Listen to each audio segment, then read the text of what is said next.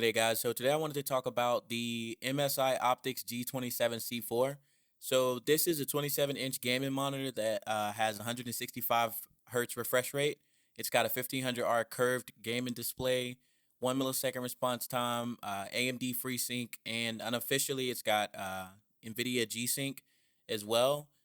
And it's got anti-flickering display, less blue light, and that's really good for your eyes, which is something I really didn't notice until I picked up this display. My eyes aren't as fatigued as they used to be with my old monitor, and it's got a frameless design. The bezels around the top and the sides are super thin, and I think it's a really good buy. I picked it up for about $250. Before I talk more about all of the features that this monitor has, I want to go ahead and get a quick unboxing out of the way.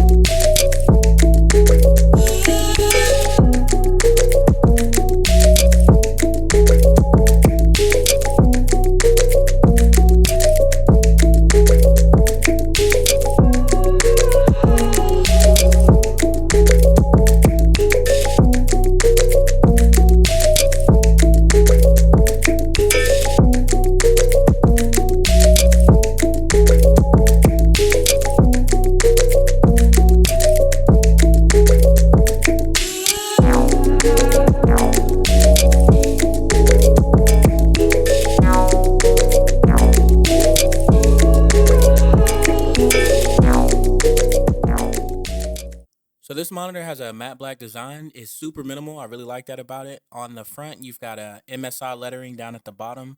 And then on the back, you've got a MSI logo that just shows up on the back. And it's the only things that are on the monitor that really stand out besides the little red navigation button that you see on the back.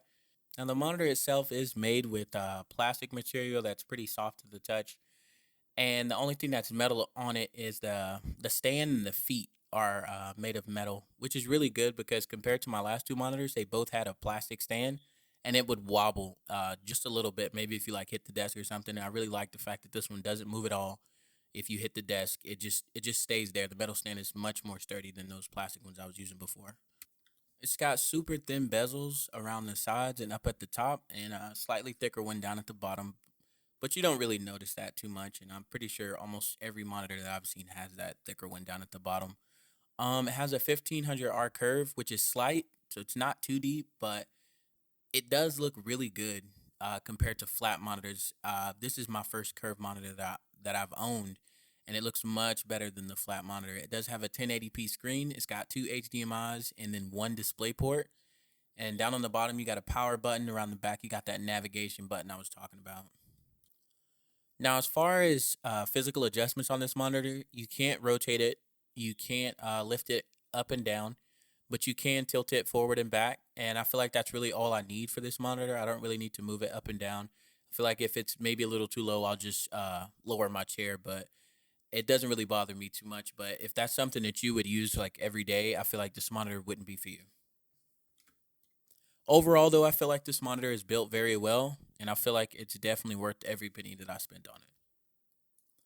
Now, this monitor does have a VA panel versus the TN panel on my last one. Now, my last monitor was 144 hertz. This one's 165. That one was a TN. This one's a VA. And when I picked it up and when I turned it on, the first thing I realized was that the colors were so much more vibrant. Like the dynamic range was so much better. Everything was just looking better out of the box. Now, my old AOC monitor, I had to adjust the colors. I had to change the gamma. Everything about it I had to change just to get it the way I want it. It looked super washed out when I got it. And you could tell right away that this monitor was a different type of panel than the one I had previous. Now, compared to monitors that I've had in the past, this one seems to have an overwhelming amount of settings. It has so many different options and settings. So if you want to get in there and mess with that, you can go ahead. It has so many options that you could play around with.